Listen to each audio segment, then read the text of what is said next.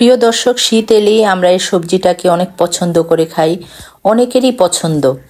কাঁচা শিমের বিচি দিয়ে মাছ রান্না, রুই মাছ বা যে কোনো বড় মাছ রান্না করলে অসাধারণ টেস্ট হয়। আজকে আপনাদের জন্য এই রেসিপিটা নিয়ে এলাম। আসসালামু আলাইকুম, কেমন আছেন আপনারা? তো মূল রেসিপিতে চলে যাচ্ছে। এখানে একটা কড়াই বসিয়ে দিয়ে তার মধ্যে আমি পরিমাণ মতো তেল দিয়ে তেলটাকে গরম করে আগে থেকেই আমি মাছের মধ্যে হলুদ, লবণ, সামান্য মরিচ গুঁড়া মাখিয়ে রেখেছিলাম একটু 10 মিনিট আগে। তারপরে মাছটা দিয়ে মাছ উল্টে পাল্টে ভেজে নিব। মাছ ভাজা হয়ে গেছে আমার। মাছটা তুলে রেখে একই কড়াইতে আমি রান্নাটা শেষ করব।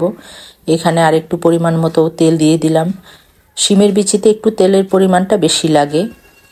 এখানে 2 টেবিল চামচের মতো আমি পেঁয়াজ কুচি দিয়েছি। পেঁয়াজটা নরম হওয়ার জন্য এখানে স্বাদ মতো লবণ দিয়ে দিব, আর কিছুটা কাঁচা মরিচ আমি ফালি করে দিয়ে দিব। এখন যখন একটু হালকা বাদামি হয়ে আসবে, 1 চা চামচ হলুদ গুঁড়া, 1 চা চামচের একটু বেশি মরিচ গুঁড়া, ধনিয়া গুঁড়া, জিরা গুঁড়া 1 চা চামচ করে দিয়ে দিলাম। সামান্য একটু পানি দিয়ে মশলাটাকে ভালোভাবে কষিয়ে নিব যাতে কাঁচা গন্ধ না থাকে। যখন তেল উঠে যাবে, শিমের বিচি আমি বাজার থেকে খোসা ছাড়ানোই নিয়ে এসেছিলাম। শিমের বিচিটা দিয়ে ভালোভাবে মশলাটাকে মিশিয়ে নিয়ে তারপরে ঢেকে দিব।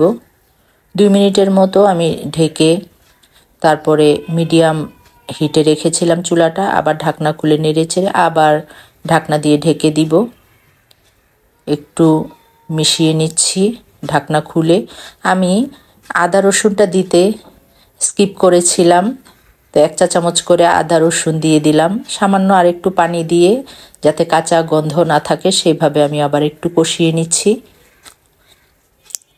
তো এখন কষানো হয়ে গেছে। আমি গরম পানি দিয়ে দিলাম। যে কোনো রান্নায় আপনারা গরম পানি ব্যবহার করবেন। আমি মূলত সবসময় বাঙালিয়ানা রান্নাটা করতেই পছন্দ করি, সেজন্য আপনাদেরকে একটু দেখাচ্ছি, শেয়ার করি আপনাদের সাথে।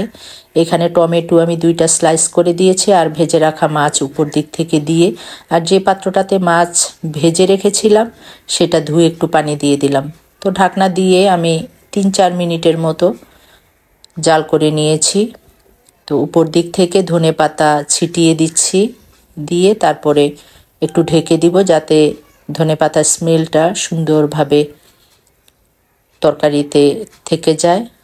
এখন আমি সার্ভ করে দেখিয়ে দিচ্ছি। তরকারিটা হয়ে গেছে, দেখুন কতটা সুন্দর হয়েছে।